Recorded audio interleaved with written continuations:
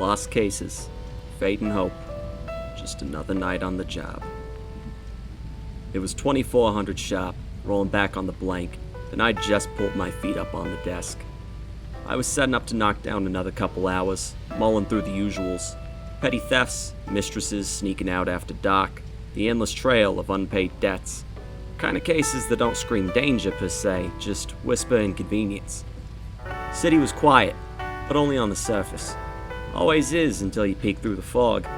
Usual noises filled the silence.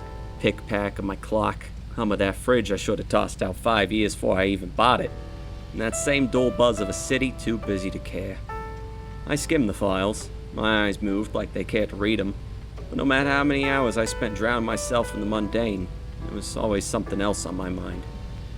Missing wallets and secret affairs might have kept my wallet fat, but it was the other cases, the ones that stayed unsolved, that kept me awake.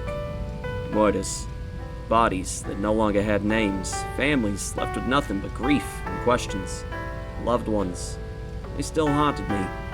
Every late night, every quiet moment, their faces blurred with time, but their absence never faded. I tried to shove the thoughts away, keep my mind anchored on the present, but no matter how much I tried to focus on the boring stuff, well, ghosts of the past just kept pulling me under. Starch District 14, Keatonville. I just stepped foot from my front door when I heard the shots go off. First instinct, of course, was to hit the deck, but by the time I heard the second and realized they weren't coming for me, well, my eyes and I both got up and at 'em. By the time I clocked around the corner, I was met with a dame in my arms, dead. Kano Maruda. Big name for a small part of the town, especially at that hour. Pulled my piece and looked to the spot where the shot rang, but all I caught was a glimpse of the guy turning tail. Dame had a piece on her, 8mm, dinky little thing. From the look of it, never shot. Given the circumstances, I had to wonder why she was carrying it at all. Slickfoot ended up taking 2 more before I even got wind of his whereabouts. Cleaner, they called him. Cleaning what? I couldn't tell you. All he ever seemed to do was leave a mess. Kano's lifeless body. The echo of those shots, the silhouette of the cleaner slipping away like smoke. Even now, it felt fresh, like it had happened yesterday. Maybe that's because it had. It was getting hard to tell, the way the days began to blur. It's not like the sun shines anymore. But that's the thing about this city. Nothing ever really went away. It just got buried under layers of fog, dirt, grime, and bad luck. Like everything else, I knew it was just only a matter of time before something else resurfaced, pulling me right back in. I opened my eyes again, back to the present. The familiar sounds of the office creeping into my mind. Slow ticking of the clock, faint hum of the fridge, soft rustle of the files I hadn't bothered to finish reading.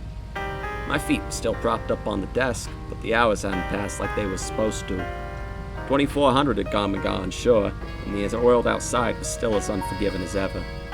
For now, all I could ever do was wait. City wasn't done with me yet. I had a feeling neither was the cleaner. There's a weight that settles in you when you've been chasing ghosts long enough. Sits heavy in your gut, reminding you some things ain't meant to be solved. But that's never stopped me before. And I wasn't about to let it stop now. I stared at the files stacked on my desk. Hum of the city whispered through the cracks in the window, promising nothing but more shadows, more faces, more lost cases, and more doubts. Fog would lift eventually. It always did. When it did, Cleaner'd be waiting for me. Game wasn't over. Not yet. I leaned back in my chair, letting the silence wash over me. For now, the city slept. But I knew it wouldn't last. It never did. When the next case fell into my lap, and it always did, I'd be ready, whether I wanted to be or not.